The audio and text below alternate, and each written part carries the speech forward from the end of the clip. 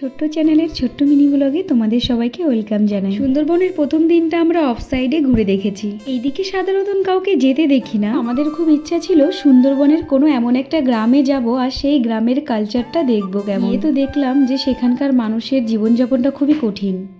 আমরা বদখালিতে এসে যে গ্রামটা এসেছি সেখানে এখন দেখছি শুটকি মাছ। এই মাছগুলোকে লবণ মাখিয়ে শোকাতে দেওয়া হয়েছে।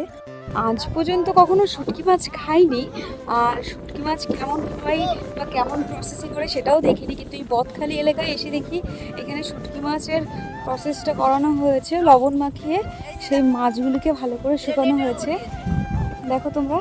আমরা ভিডিও শুরুতেই দেখলে যে মহিলাটা মাছ ধরছিল, তারাই এই ছোট ছোট মাছগুলিকে বাড়িতে এনে লবণ মাখিয়ে এভাবে রাখে, আর তারপর তারা সেটাকে গ্রাম থেকে অনেকটা দূরে বাজারে গিয়ে বিক্রি করে। আমার লাইফের প্রথমবার এই শুটকি মাছ নিজে চোখে আর হাতে ধরে দেখলাম। আর গদখালির ওই গ্রামটাতে দেখলাম আশেপাশে কোনো দোকান নেই। এই বাচ্চাগুলো খাবার খাওয়ার জন্য অনেকটা দূরে যেতে হয়, আর তাদের কোনো রকম স্কুল নেই। তাদের সঙ্গে কথা বলে দেখলাম এই গ্রামের জীবনযাপনটা ছিল মানুষের জন্য খুবই কঠিন। তো বিশ্বাস করো, গদখালির এই গ্রামটা, নিরিবিলি পরিবেশ, চারিদিকে সবুজ গাছপালা, আমাদের তো খুবই পছন্দ হয়েছিল। সুন্দরবন গেলে অবশ্যই এমন অফ সাইডে ঘুরে এসো।